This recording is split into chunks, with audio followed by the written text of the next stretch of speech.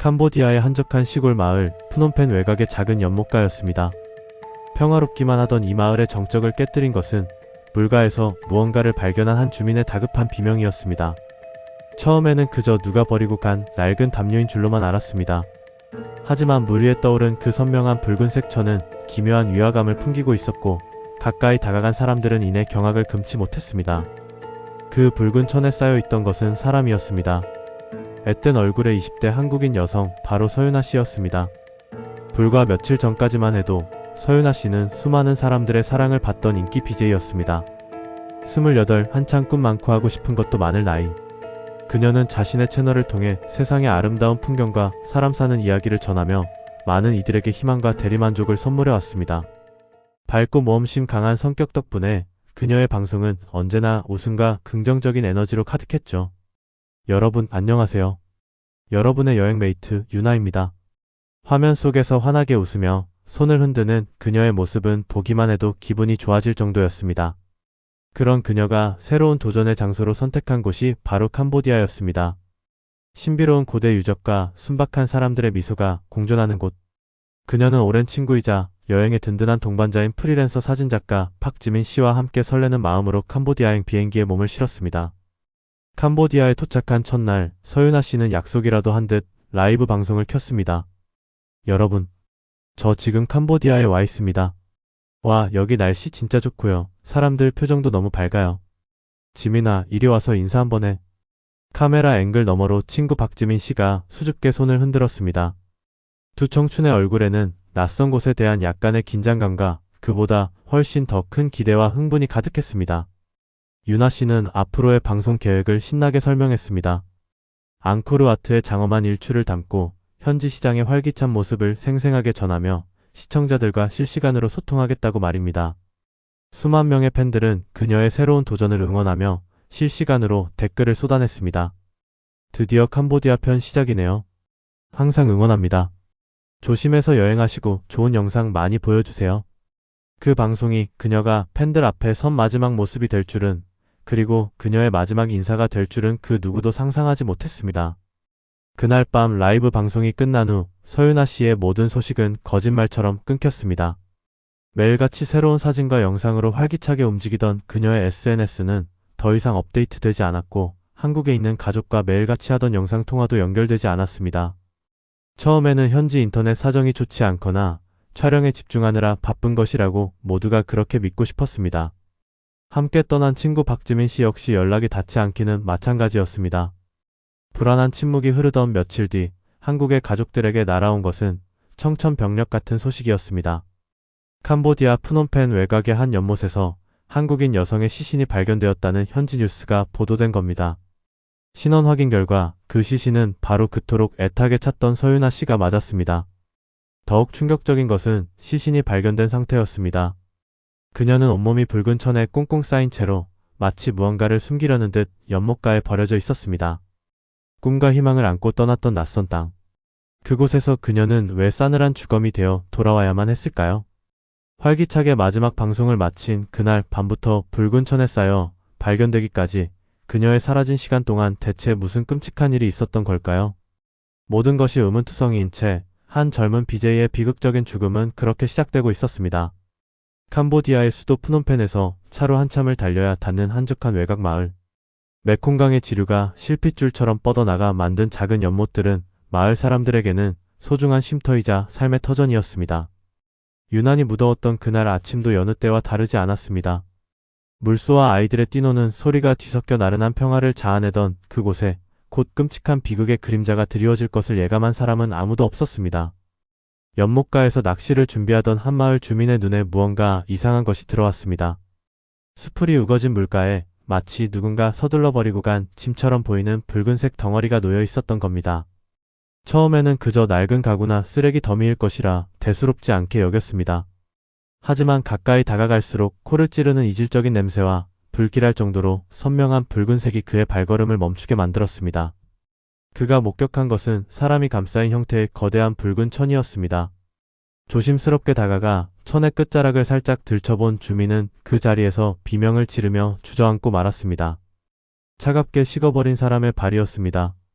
신고를 받고 출동한 현지 경찰에 의해 조용하던 마을은 순식간에 아수라장이 되었습니다.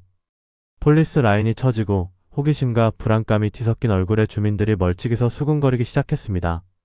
경찰이 조심스럽게 펼친 붉은 천, 그것은 사실 캄보디아에서 흔히 볼 수 있는 얇은 담요였습니다. 그 속에서 드러난 시신은 누가 보아도 외국인으로 보이는 젊은 동양인 여성이었습니다. 특별한 외상은 보이지 않았지만 핏기가 완전히 가신 창백한 얼굴과 굳어버린 몸은 그녀가 겪었을 마지막 순간이 결코 평온하지 않았음을 짐작하게 했습니다. 신원을 확인할 만한 소지품은 아무것도 발견되지 않았습니다. 그녀는 그저 이름 모를 이방인으로 이 낯선 땅의 연못가에 붉은 담요 한 장에 쌓여 버려져 있었던 겁니다. 같은 시각 프놈펜 시내의 한 호텔에서는 친구를 애타게 찾는 한 사람의 절규가 계속되고 있었습니다. 바로 서윤아 씨의 오랜 친구이자 여행 동반자였던 박지민 씨였습니다. 불과 하루 전까지만 해도 함께 웃고 떠들며 캄보디아의 풍경을 영상에 담던 친구가 갑자기 연락이 끊겼습니다. 처음에는 휴대폰 배터리가 나갔거나 촬영에 집중하느라 연락을 못 받는 것이라 생각하려 애썼습니다. 하지만 시간이 흐를수록 심장은 걷잡을 수 없이 불안하게 뛰기 시작했습니다. 밤이 깊도록 돌아오지 않는 친구. 수십 통을 걸어도 대답 없는 전화. 박지민 씨는 뜬 눈으로 밤을 새우고 날이 밝자마자 한국 대사관과 현지 경찰서를 찾아가 친구의 실종 사실을 신고했습니다. 어제 오후에 병원에 간다고 나간 뒤로 돌아오지 않고 있어요. 분명 무슨 일이 생긴 거예요. 제발 유나 좀 찾아주세요. 하지만 이역 만리타국에서 단서 하나 없이 사람을 찾는 것은 막막하기만 했습니다. 그렇게 피말리는 시간이 흐르던 중 박지민 씨에게 대사관으로부터 연락이 왔습니다. 프놈펜 외곽에서 신원 미상의 아시아 여성 시신이 발견되었는데 인상착의가 실종된 서윤아 씨와 비슷하다는 청천벽력 같은 소식이었습니다. 아닐 거야. 절대 유나가 아닐 거야. 수없이 되뇌며 달려간 현지 병원 영안실. 차가운 철제 침대 위에 덮인 하얀 천이 거치는 순간 박지민 씨는 온몸에 피가 빠져나가는 듯한 감각과 함께 무너져 내렸습니다. 마지막으로 보았던 생기 넘치던 얼굴은 온데간데없고 낯선 땅에서 홀로 싸늘한 주검이 되어 돌아온 친구. 바로 서윤아 씨였습니다. 며칠 전까지만 해도 새로운 세상에 대한 호기심으로 눈을 반짝이며 더 많은 것을 보고 느끼고 싶다며 웃던 그녀였습니다. 그 밝고 건강하던 친구가 왜 이런 끔찍한 모습으로 발견되어야만 했을까요? 도대체 누가 무슨 이유로 그녀를 이 차가운 연못가에 붉은 담요로 감싸버려 두고 간 것일까요? 그녀의 죽음을 둘러싼 모든 것이 의문투성이었습니다. 시신이 발견된 칸달 지역의 연못은 여행객은커녕 현지인들도 잘 찾지 않는 외진 곳이었습니다. 병원에 간다던 서윤아 씨가 어째서 그곳까지 가게 된 것인지 함께 있던 동행자는 없었는지 모든 것이 미궁에 빠져 있었습니다. 경찰의 초기 부검 결과 사인은 명확하게 밝혀지지 않았습니다. 다만 시신의 얼굴과 몸 곳곳에서 설명하기 힘든 심한 뭔가 상처들이 추가로 발견되면서 사건은 단순한 변사 사건이 아닌 강력 범죄의 가능성으로 무게가 실리기 시작했습니다. 한 젊은 한국인 여성 BJ의 비극적인 죽음. 그 진실의 조각들은 이제 그녀가 마지막으로 향했던 단 한 곳, 프놈펜의 한 병원을 가리키고 있었습니다. 생기발랄했던 28배 BJ 서윤아 씨. 그녀의 활기차던 SNS와 방송 채널의 시계가 멈춘 건 캄보디아 프놈펜의 한적한 외곽 지역이었습니다. 경찰은 그녀의 마지막 행적을 추적하기 시작했고 모든 증거와 증언은 단 한 곳을 가리키고 있었습니다. 바로 그녀가 실종 직전 마지막으로 방문했던 의문의 장소. 그곳은 간판조차 제대로 달려있지 않은 평범한 주택가에 숨어있는 2층짜리 건물이었습니다. 겉보기엔 그저 현지인들이 사는 평범한 가정집처럼 보였어요. 하지만 그곳은 병원을 표방하며 비밀리에 운영되던 불법 의료시설이었습니다. 유나 씨와 그녀의 친구 박지민 씨를 이곳으로 안내한 것은 현지 가이드였던 소카였습니다. 여행 중 갑작스럽게 몸에 열이 오르고 오한을 느낀다는 유나 씨의 말에 소카는 자신이 잘 아는 곳이라며 이 수상한 장소로 그들을 이끌었던 겁니다. 여기가 정말 병원 맞아요? 너무 조용한데요. 친구 박지민 씨는 허름한 건물 앞에서 불안한 마음을 감추지 못했습니다. 번화가도 아닌 구불구불한 골목길 안쪽에 자리한 이곳은 병원 특유의 소독약 냄새는커녕 사람의 인기척조차 거의 느껴지지 않았기 때문입니다. 하지만 가이드 소카는 자신만만하게 말했습니다. 걱정 마세요. 의사 부부가 정말 실력이 좋습니다. 아는 사람들만 찾아오는 곳이에요. 그의 말에 안심한 것인지 아니면 낯선 타지에서 기댈 곳이 그곳밖에 없었기 때문인지 서윤아 씨는 친구의 만류에도 불구하고 건물 안으로 들어섰습니다. 그리고 그곳에서 친절한 미소를 띤 중국인 부부 라이원과 차이후이를 만나게 됩니다. 자신들을 의사라고 소개한 그들은 유창하진 않지만 소통에는 문제가 없는 영어로 유나 씨의 상태를 묻기 시작했습니다. 간단한 문진을 마친 아내 차이후이는 유나 씨에게 주사를 맞고 잠시 수액을 맞으면 금방 괜찮아질 거라고 다정하게 말했습니다. 그들의 부드러운 말투와 전문적인 듯 보이는 태도에 유나 씨와 지민 씨는 잠시나마 경계를 풀었다고 합니다. 하지만 곧이어 남편 라이원이 이해할 수 없는 제안을 합니다. 치료에 집중해야 하니 친구분은 밖에서 잠시만 기다려주시겠어요? 금방 끝날 겁니다. 친구 박지민 씨는 당연히 함께 있겠다고 말했지만 부부는 단호했습니다. 좁은 공간이라 불편하고 환자가 안정을 취하는데 방해가 될 수 있다는 이유였습니다. 어쩔 수 없이 밖으로 나온 지민 씨는 건물 앞 작은 의자에 앉아 초조하게 유나 씨를 기다릴 수밖에 없었습니다. 10분이면 된다던 치료는 30분이 지나고 1시간이 지나도 끝날 기미를 보이지 않았습니다. 불안감이 엄습한 지민 씨가 다시 문을 두드렸을 때 나온 것은 아내 차이후이였습니다. 그녀는 여전히 미소를 띠고 있었지만 어딘지 모르게 부자연스러웠습니다. 친구가 아직 잠들어 있어요. 주사 맞고 깊이 잠든 것 같으니 조금만 더 기다려주세요. 뭔가 이상했습니다. 단순한 해열 주사와 수액 치료에 사람이 그렇게 깊이 잠들 수 있다는 것도, 또 환자의 상태를 보호자에게 제대로 설명해주지 않는 것도 상식적으로 이해하기 어려웠죠. 지민 씨가 제 차 안으로 들어가 보겠다고 요청했지만 부부는 완강히 거부했습니다. 그저 괜찮다, 걱정하지 말라는 말만 기계처럼 반복할 뿐이었습니다. 그렇게 또 얼마나 시간이 흘렀을까요? 해가 뉘엿뉘엿 저물기 시작할 무렵 병원 문이 다시 열리고 남편 라이원이 굳은 얼굴로 나왔습니다. 그리고 그는 지민 씨에게 청천벽력 같은 소리를 합니다. 당신 친구 치료를 마치고 이미 나갔는데요. 분명 방금 전까지 아내는 유나 씨가 잠들어 있다고 말했습니다. 그런데 이제 와서 남편은 그녀가 이미 병원을 떠났다고 주장하는 겁니다. 말이 바뀌는 부부의 태도에 지민 씨는 강하게 항의했지만 그들은 모르쇠로 일관했습니다. 유나 씨가 스스로 일어나서 뒷문으로 나갔다는 믿기 힘든 말을 늘어놓으며 자신들은 더 이상 책임이 없다는 태도를 보였습니다. 그 친절하고 상냥해 보였던 첫인상은 온데간데 없고 차갑고 냉정한 기운만이 그들을 감싸고 있었습니다. 그날 이후 서윤아 씨의 모습은 어디에서도 찾아볼 수 없었습니다. 그녀가 마지막으로 세상에 남긴 흔적은 바로 이 허름하고 수상한 병원의 문턱을 넘는 순간이었습니다. 과연 이 밀폐된 공간 안에서 그녀에게는 무슨 일이 벌어졌던 걸까요?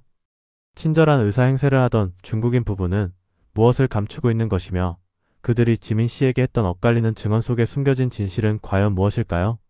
사건은 점점 더 깊은 미궁 속으로 빠져들고 있었습니다. 캄보디아 경찰이 마침내 서윤아 씨의 마지막 행적이 확인된 장소에 문을 두드렸습니다. 프놈펜 시내의 번화가에서 조금 벗어난 허름한 3층짜리 건물. 1층에 자리한 작은 병원의 간판에는 알아보기 힘든 중국어와 크메르어가 뒤섞여 있었죠.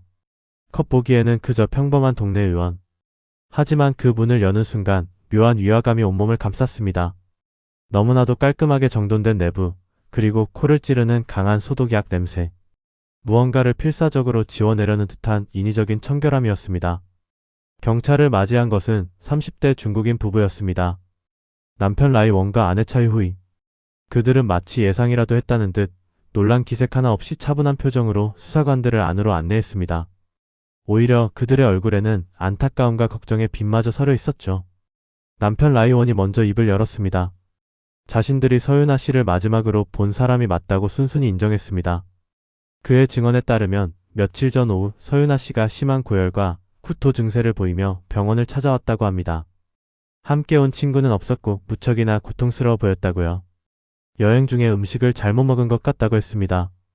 너무 힘들어해서 우선 수액 주사를 놔주고 안정을 취하게 했어요.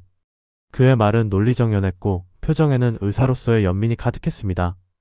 아내 차이후이가 옆에서 조용히 고개를 끄덕이며 남편의 말을 거들었습니다. 네, 맞아요. 젊은 아가씨가 혼자 아파하는 게 안쓰러워서 저희가 특별히 더 신경을 썼습니다. 한 2시간쯤 쉬고 나니 괜찮아졌다고 고맙다고 몇 번이나 인사를 하고는 혼자 걸어서 나갔어요. 친절하고 자상한 의사 부부. 타지에서 아픈 여행객을 성심성의껏 돌봐준 선량한 사람들. 그들의 증언은 완벽해 보였습니다. 서윤아 씨는 이 병원에서 치료를 받고 스스로 떠났으며 그 이후에 끔찍한 일을 당했다는 것. 부부는 자신들 역시 너무나 충격적이고 슬픈 일이라며 깊은 유감을 표했습니다. 하지만 수사관들의 눈에는 그들의 태어남이 어딘가 부자연스럽게 느껴졌습니다. 마치 잘 짜인 연극의 대사를 읊는 배우들처럼 그들의 말과 표정에는 진심 어린 감정의 동요가 조금도 보이지 않았던 겁니다. 수사는 곧장 이 미스터리한 병원의 실체를 파고들기 시작했습니다. 그리고 얼마 지나지 않아 충격적인 사실들이 수면 위로 드러나기 시작했죠. 사람 좋게 웃으며 의사 행세를 하던 라이원과 차이후이. 이들은 사실 정식 의사 면허조차 없는 무면허 의료업자였습니다. 그들이 운영하던 병원은 캄보디아 보건 당국에 등록조차 되지 않은 불법 클리닉이었던 겁니다. 친절한 의사 부부의 첫 번째 얼굴이 벗겨지는 순간이었습니다. 경찰이 이 사실을 추궁하자 부부는 그제야 당황한 기색을 보이기 시작했습니다. 먹고 살기 위해 어쩔 수 없었다며, 하지만 자신들은 간단한 치료만 했을 뿐 결코 위험한 시술은 하지 않았다고 항변했습니다. 서윤아 씨에게 처방한 것도 그저 일반적인 포도당 수액이었을 뿐이라고 강조했죠. 하지만 그들의 주장은 또 다른 거짓말을 낳을 뿐이었습니다. 경찰이 확보한 병원 주변 CCTV 영상. 그 영상 속에는 부부의 증언과는 전혀 다른 모습이 담겨 있었습니다. 서윤아 씨가 병원에 들어간 시각은 분명히 찍혀 있었지만 그녀가 다시 걸어 나오는 모습은 어디에도 없었습니다. 부부가 그녀가 병원을 떠났다고 주장하는 시각, 그 이후로도 몇 시간이 흐르도록 서윤아 씨의 모습은 보이지 않았습니다. 시간은 계속 흘러 밤이 깊어졌고 마침내 병원 문이 다시 열렸습니다. 하지만 밖으로 나온 것은 서윤아 씨가 아니었습니다. 남편 라이원이 무언가 크고 무거운 것을 둘러맨 채 주위를 살피며 황급히 자신의 차로 향하는 모습.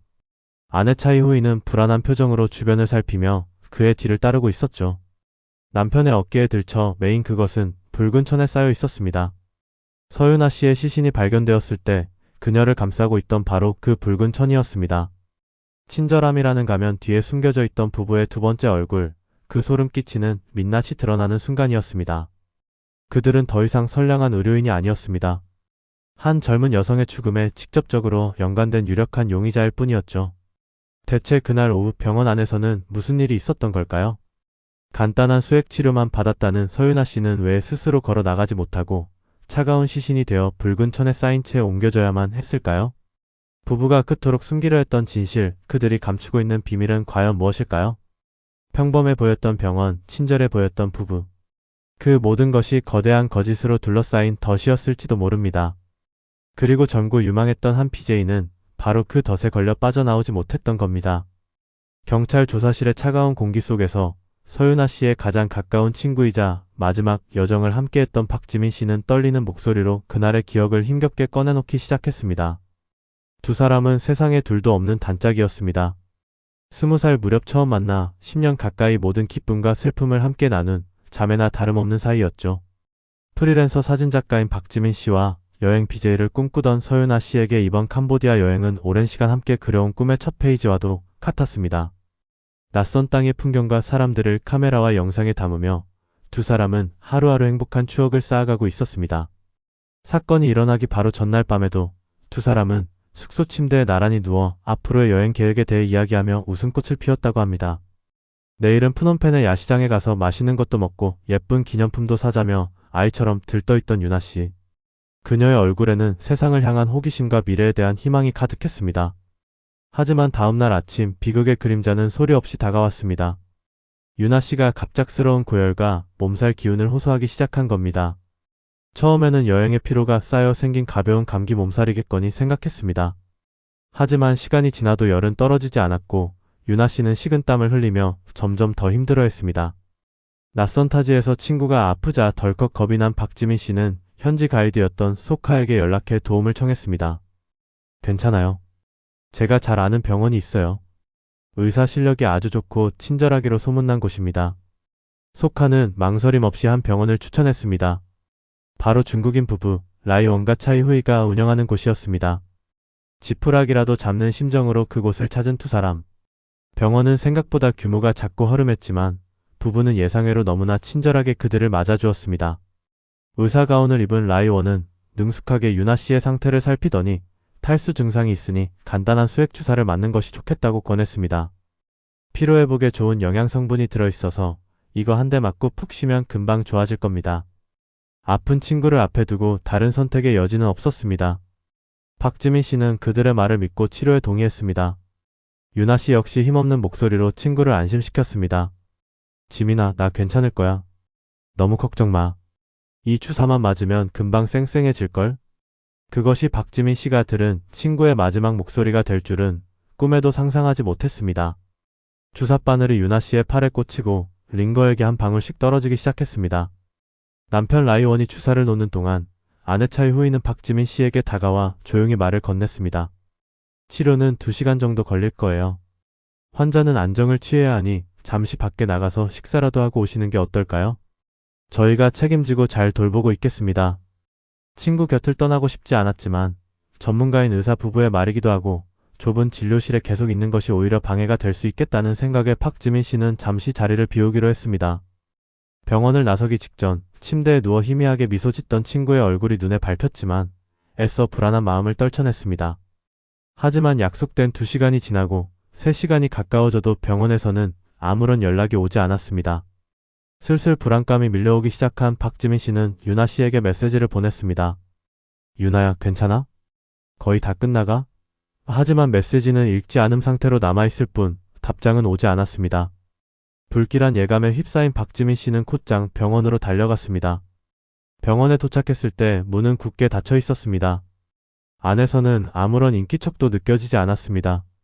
불안감은 순식간에 공포로 변했습니다. 박지민 씨는 미친 듯이 문을 두드리고 소리쳤습니다. 한참 뒤에야 마지못해 문을 열고 나온 것은 사색이 된 얼굴의 라이원이었습니다. 그의 뒤로는 아내 차이 후이가 겁에 질린 표정으로 서 있었습니다. 유나는요? 제 친구 어디 있어요? 박지민 씨의 절박한 물음에 부부는 서로의 눈치만 살피며 쉽게 입을 열지 못했습니다. 기나긴 침묵 끝에 라이원이 내뱉은 말은 충격 그 자체였습니다. 환자가 주사를 맞던 중에 갑자기 발작을 일으켰어요. 몸이 뻣뻣하게 굳더니 숨을 쉬지 않았습니다. 도저히 믿을 수 없는 이야기였습니다. 불과 몇 시간 전까지만 해도 괜찮을 거라며 웃어 보였던 친구가 갑자기 숨을 거뒀다는 사실을 받아들일 수 없었습니다. 이성을 잃고 울부짖으며 친구를 보여달라고 대체 무슨 일이 있었던 거냐고 소리치는 박지민 씨 앞에서 부부는 당황한 기색이 역력했습니다. 그리고 그들의 입에서 나온 다음 말은 이 사건을 단순한 의료사고가 아닌 끔찍한 범죄의 영역으로 끌고 들어갔습니다. 박지민 씨의 기억에 따르면 겁에 질려 어쩔 줄 몰라 하던 부부는 결국 자신들이 유나 씨의 시신을 어딘가에 유기했다는 사실을 실토했다고 합니다. 너무 놀라고 무서워서 자신들의 차에 태워 어딘가에 버렸다는 겁니다. 그들은 자신들의 행동이 끔찍한 범죄라는 사실을 알면서도 단지 두려움 때문에 친구의 마지막 존엄마저 짓밟아버린 것입니다. 박지민 씨는 그 순간 온몸의 피가 차갑게 식는 것을 느꼈다고 증언했습니다. 친절한 의사에 가면 뒤에 숨어있던 악마의 2 얼굴. 그들이 친구에게 저지른 짓은 용서받을 수 없는 만행이었습니다. 중국인 부부 라이원과 차이 후이가 내놓은 설명은 지극히 단순했습니다. 젊은 한국인 여성이 몸이 좋지 않다며 찾아왔고 수액 주사를 놔주던 중 갑자기 발작을 일으키며 사망했다는 겁니다. 단순한 의료사고 그 이상도 이하도 아니라는 주장이었죠. 만약 그들의 말이 전부 사실이라면 서유나 씨의 몸에 남겨진 그 끔찍한 흔적들은 대체 어떻게 설명해야 할까요? 캄보디아 경찰이 시신을 처음 수습했을 때 가장 먼저 그들의 눈을 사로잡았던 것은 바로 온몸에 퍼져있는 정체불명의 멍자국들이었습니다. 특히 목과 등 그리고 팔뚝 주변에 집중적으로 발견된 검붉은 상처들은 마치 누군가에게 강하게 짓눌리거나 제압당한 듯한 모양새를 띠고 있었습니다. 단순한 발작이나 경련으로 생길 수 있는 상처라고 보기에는 너무나도 부자연스럽고 그 형태 또한 매우 의심스러웠습니다.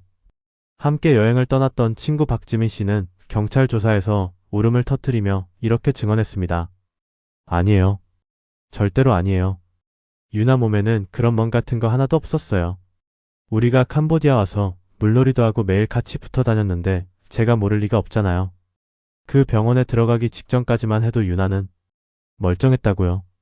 상처 하나 없이 깨끗했다고요. 친구의 증언은 용의자 부부의 주장을 정면으로 반박하고 있었습니다. 서유나 씨가 병원에 들어가기 전까지는 몸에 아무런 상처가 없었다면 그 끔찍한 멍들은 대체 언제 어디서 왜 생긴 것일까요?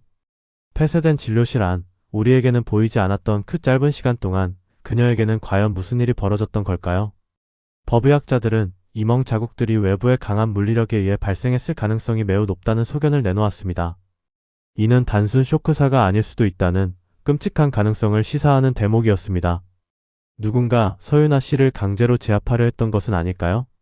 그녀는 그곳에서 필사적으로 저항했던 것이 아닐까요? 사건의 미스터리는 여기서 그치지 않았습니다. 서윤아 씨의 시신이 발견되었을 때 그녀의 곁에는 당연히 있어야 할 아주 중요한 물건 하나가 감쪽같이 사라지고 없었습니다. 바로 그녀의 휴대폰이었습니다. 아프리카 TV BJ로 활동하며 팬들과의 소통을 가장 중요하게 생각했던 서윤아 씨에게 휴대폰은 단순한 통신기기가 아니었습니다. 그것은 그녀의 일상 그 자체이자 그녀의 직업과도 같은 분신이었습니다. 친구 박지민 씨의 말에 따르면 서윤아 씨는 잠시 화장실을 갈 때조차 휴대폰을 손에서 놓지 않을 만큼 항상 지니고 다녔다고 합니다. 그런데 그녀의 마지막 순간, 가장 결정적인 증거가 될 수 있었던 그 휴대폰이 마치 연기처럼 사라져버린 겁니다. 용의자 부부는 휴대폰의 행방에 대해 묻는 경찰의 질문에 처음부터 가지고 오지 않은 것 같다, 보지 못했다는 말만 앵무새처럼 되풀이했습니다. 하지만 병원 주변 CCTV에는 서윤아 씨가 손에 휴대폰을 들고 병원으로 들어가는 마지막 모습이 희미하게나마 포착되어 있었습니다. 그들의 거짓말이 탄로 나는 순간이었습니다. 그렇다면 그들은 왜 휴대폰을 숨겨야만 했을까요? 그 작은 기기 안에 자신들의 범행을 입증할 무서운 진실이라도 담겨 있었던 걸까요? 어쩌면 서윤아 씨는 진료실 안에서 심상치 않은 낌새를 느끼고 그 위험한 순간을 영상이나 음성으로 기록하려 했을지도 모릅니다. 혹은 마지막 힘을 다해 친구나 가족에게 구조를 요청하는 메시지를 남겼을 수도 있습니다. 휴대폰의 통화 기록, 메시지 내역, 사진과 영상, 심지어는 GPS 이동 경로까지. 그 모든 것이 사건의 진실을 밝혀줄 디지털 블랙박스였던 셈입니다. 범인에게는 반드시 없애야만 했던, 우리에게는 반드시 찾아야만 하는 마지막 희망. 결국 서윤아 씨의 휴대폰은 끝내 발견되지 않았습니다. 누군가에 의해 의도적으로 파괴되거나 깊숙한 곳에 유기되었을 가능성이 높습니다. 그녀의 몸에 남은 폭행의 흔적, 그리고 사라져버린 진실의 조각. 이 두 가지 사실은 라이 원과 차이 후이 부부의 단순 의료사고라는 주장을 송두리째 흔들고 있었습니다. 그들이 숨기고자 했던 것은 단순한 의료 과실이 아니었습니다. 그것은 훨씬 더 무겁고 어둡고 추악한 진실의 그림자였습니다. 몸부림의 흔적으로 보이는 멍 자국, 그리고 치밀하게 계획된 듯한 증거인멸. 이 모든 정황은 하나의 끔찍한 결론을 향해 달려가고 있었습니다. 이것은 우발적인 사고가 아니라 처음부터 계획된 범죄일 수 있다는 가능성 말입니다. 그렇다면 그날 문이 굳게 닫혔던 그 진료실 안에서는 대체 무슨 일이 벌어졌던 걸까요? 친절한 의사 부부에 가면 뒤에 숨겨진 진짜 얼굴은 과연 무엇이었을까요? 자, 여기 두 개의 이야기가 있습니다. 하나는 겁에 질린 부부가 돌이킬 수 없는 실수를 덮기 위해 저지른 어리석은 선택에 대한 이야기. 그리고 다른 하나는 낯선 땅에서 한 젊은 여성을 상대로 벌어진 치밀하게 계획된 잔혹한 범죄에 대한 이야기입니다. 이 두 개의 이야기 중 과연 무엇이 서윤아 씨가 겪어야 했던 끔찍한 비극의 진실일까요? 용의자로 체포된 중국인 부부 라이 원과 차이 후이. 그들은 경찰 조사에서 자신들의 혐의를 완강히 부인했습니다. 그들의 주장은 이렇습니다. 서윤아 씨가 자신의 병원을 찾아와 혈청 주사를 놔달라고 부탁했고 자신들은 그저 선의로 그녀를 도왔을 뿐이라는 겁니다. 하지만 주사를 놓는 과정에서 서윤아 씨가 갑자기 발작을 일으키며 쇼크 상태에 빠졌고 순식간에 숨을 거두었다는 것이죠. 그들은 말합니다. 자신들이 운영하는 병원은 정식 허가를 받지 않은 불법 시설이었기 때문에 병원에서 환자가 사망했다는 사실이 알려지는 것이 너무나 두려웠다고요. 그래서 극심한 공포 속에서 이성적인 판단을 하지 못하고 그녀의 시신을 유기하는 끔찍한 선택을 하고 말았다는 겁니다. 한마디로 자신들은 살인범이 아니라 불운한 사고에 휘말려 겁을 먹고 잘못된 판단을 내린 피해자에 가깝다는 주장입니다. 얼핏 들으면 그럴 수도 있겠다 싶습니다. 언어도 통하지 않는 낯선 타지에서 불법으로 병원을 운영하다가 갑작스러운 사망사고를 겪는다면 누구나 패닉에 빠질 수 있으니까요. 처벌이 두려워 시신을 유기했다는 그들의 주장은 비록 끔찍하고 비인간적이긴 하지만 범행 동기로서는 어느 정도 설득력을 갖는 것처럼 보이기도 합니다. 만약 이들의 주장이 사실이라면 이번 사건은 끔찍한 살인사건이 아닌 단순 의료 과실치사 및 시신 유기 사건으로 정리될 수도 있는 상황이었습니다. 하지만 경찰과 유족들은 이들의 변명을 곧이곧대로 믿을 수 없었습니다. 그들의 주장에는 너무나 많은 의문점과 모순이 존재했기 때문입니다. 가장 먼저 부검을 통해 드러난 서윤아 씨의 시신 상태가 그들의 주장을 정면으로 반박하고 있었습니다. 만약 그녀가 정말로 주사를 맞던 중 쇼크로 사망했다면 시신에는 주사 자국 외에 다른 외상이 거의 없어야 합니다. 하지만 그녀의 몸은 마치 끔찍한 폭행을 당한 듯 수많은 뭔가 상처로 뒤덮여 있었습니다. 특히 목 주변에서는 무언가에 강하게 졸린 듯한 흔적이 발견되었고 얼굴 역시 심하게 부어오른 상태였습니다. 이것은 단순한 쇼크사의 증상이라고는 도저히 볼 수 없는 명백한 폭행과 저항의 흔적이었습니다. 누군가 그녀의 목을 조르고 움직이지 못하도록 온몸을 제압하는 과정에서 생긴 상처라고 보는 것이 훨씬 더 합리적인 추론이었죠. 두 번째 의문은 바로 범행 동기입니다. 그저 불법 병원 운영 사실을 숨기기 위해 시신을 유기했다. 이것만으로는 서윤아 씨의 몸에 남은 그 끔찍한 상처들이 설명되지 않습니다. 경찰은 단순한 사고 은폐가 아닌 다른 강력한 범죄 동기가 있었을 것이라 보고 수사망을 좁혀나가기 시작했습니다. 가장 먼저 제기된 가능성은 금품을 노린 강도 살인입니다. 서윤아 씨는 여행 경비로 상당한 액수의 현금을 소지하고 있었고 고가의 스마트폰과 카메라 장비도 가지고 다녔습니다. 하지만 시신 발견 당시 그녀의 소지품 대부분은 사라지고 없었습니다. 특히 사건의 진실을 밝혀줄 가장 결정적인 증거인 그녀의 휴대폰은 흔적도 없이 사라진 상태였죠. 어쩌면 부부는 처음부터 그녀의 돈을 노리고 접근했을 가능성도 배제할 수 없습니다. 하지만 사건을 파헤칠수록 더욱 끔찍하고 추악한 가능성이 고개를 들기 시작했습니다. 바로 성범죄의 가능성입니다. 시신에서 발견된 다수의 멍자국과 폭행의 흔적, 그리고 속옷이 흐트러져 있던 정황 등은 단순 강도를 넘어선 또 다른 범죄가 있었을 수 있다는 강력한 의심을 불러일으켰습니다. 만약 이 추측이 사실이라면 서윤아 씨는 생의 마지막 순간 인간으로서 상상할 수 없는 끔찍한 고통과 공포 속에서 저항하다 희생되었을지도 모릅니다. 결국 사건은 두 갈래의 길 위에 놓이게 되었습니다. 용의자 부부의 주장대로 치료 중 쇼크사라는 비극적인 의료사고일까요? 아니면 경찰의 의심대로 금품이나 또 다른 추악한 목적을 위해 벌어진 계획된 살인일까요? 선의를 베풀다 공포에 질려 끔찍한 실수를 저지른 의사 부부와 친절한 얼굴 뒤에 잔혹한 욕망을 숨긴 악마. 그들의 진짜 얼굴은 과연 무엇일까요? 한 가지 분명한 것은 서윤아 씨의 몸에 새겨진 수많은 상처와 멍 자국들이 부부의 새빨간 거짓말을 온몸으로 증언하고 있다는 사실입니다. 평범한 수액 주사가 어떻게 한 사람의 온몸을 멍투성이로 만들고 목숨까지 앗아갈 수 있었을까요? 그 작은 병원 안 굳게 닫힌 문 너머에서는 우리가 상상조차 할 수 없는 참혹한 진실이 숨겨져 있는 것이 분명했습니다. 화려한 조명과 수많은 사람들의 환호 대신 그녀의 마지막을 감싼 것은 차디찬 붉은 천안장이었습니다. 세상의 아름다움을 담아 사람들에게 보여주고 싶다던 28살의 젊은 BJ 서윤아 씨. 그녀의 꿈은 2억 마일리 낯선 땅, 캄보디아의 한적한 연못가에서 허망하게 부서져 내렸습니다. 이 비극적인 사건은 단순히 한 개인의 불운한 죽음으로 끝나지 않습니다. 사건의 전말을 파고들수록 드러나는 의문점들은 우리 사회 전체에 무겁고도 중요한 질문을 던지고 있습니다. 모든 비극은 만약이라는 가정에서 시작되곤 합니다. 만약 그녀가 그날 몸이 아프지 않았더라면, 만약 조금 더 크고 안전한 병원을 찾아갔더라면, 만약 그 친절해 보이는 중국인 부부 라이원과 차이 후이의 미소를 의심했더라면 결과는 달라졌을까요? 하지만 시간은 되돌릴 수 없고 우리에게 남은 것은 차갑게 식어버린 진실의 파편들 뿐입니다. 용의자 부부는 여전히 치료 중 발생한 쇼크사라는 주장을 굽히지 않고 있습니다. 그저 선의로 아픈 여행객을 도우려 했을 뿐 끔찍한 범죄와는 아무런 관련이 없다고 항변하고 있죠. 하지만 그들의 주장만 믿기에는 석연치 않은 점들이 너무나도 많습니다. 온몸에 선명하게 남겨진 구타의 흔적, 사라진 그녀의 휴대폰, 그리고 시신을 유기했다는 명백한 범죄 사실. 이것들을 단순한 의료사고로 치부할 수 있을까요? 서윤아 씨의 곁을 끝까지 지켰던 친구 박지민 씨는 그들의 친절 뒤에 숨겨진 서늘함을 분명히 느꼈다고 증언합니다. 병원 문이 닫히고 연락이 두절되었던 그 몇 시간 동안 대체 그 안에서는 무슨 일이 벌어졌던 것일까요? 우리는 어쩌면 영원히 그 진실을 온전히 알 수 없을지도 모릅니다.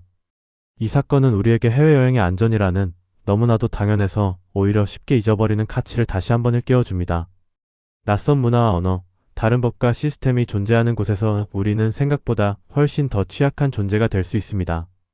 특히 몸이 아파 판단력이 흐려지는 순간 작은 친절은 거부할 수 없는 동화줄처럼 느껴지기도 합니다. 서윤아 씨를 그 수상한 병원으로 이끈 현지 가이드 소카처럼 현지 사정의 발단은 이유만으로 누군가를 완전히 신뢰하는 것이 얼마나 위험할 수 있는지를 이 사건은 똑똑히 보여주고 있습니다. 여행지에서 위급 상황이 발생했을 때 우리는 가장 먼저 공식적인 채널, 즉 대한민국 대사관이나 영사관, 그리고 검증된 의료기관의 도움을 요청해야 한다는 기본 수칙을 다시금 가슴에 새겨야 합니다. 하지만 이 사건을 단순히 개인의 부주의나 안전 불감증 문제로만 치부해서는 안 됩니다. 더욱 중요한 것은 한 사람의 존엄한 생명이 쓰러져간 이 비극 앞에서 진실을 규명하려는 우리 모두의 노력과 관심입니다. 타국에서 벌어진 사건이라는 이유로, 언어와 문화가 다르다는 이유로 진실이 덮여서는 안 됩니다. 서윤아 씨의 죽음에 얽힌 단 하나의 의혹이라도 풀리지 않은 채 남는다면 그것은 제2, 제3의 비극을 낳는 씨앗이 될 수 있기 때문입니다. 사라진 휴대폰 속에는 어떤 진실이 담겨 있었을까요? 용의자 부부는 왜 시신을 유기하는 극단적인 선택을 해야만 했을까요? 이 질문들에 대한 답을 찾는 과정은 비단 고인이 된 서윤아 씨의 억울함을 풀어주는 것뿐만 아니라 앞으로 낯선 땅을 밟을 또 다른 우리들의 안전을 지키는 길이기도 합니다. 한 젊은 청춘의 꿈이 꺾인 이곳, 캄보디아에서 우리가 찾아야 할 진실은 어쩌면 한 개인의 죽음을 넘어 우리 모두의 안전과 인간의 존엄에 대한 이야기일지도 모릅니다. 우리는 서윤아 씨의 이름을 기억해야 합니다. 그녀가 마지막으로 보았을 캄보디아의 풍경과 그곳에서 느꼈을 공포와 고통을 잊지 말아야 합니다. 그리고 그녀가 우리에게 남긴 이 무거운 숙제를 외면하지 않고 끝까지 답을 찾아 나아가야 할 책임이 우리 모두에게 있습니다.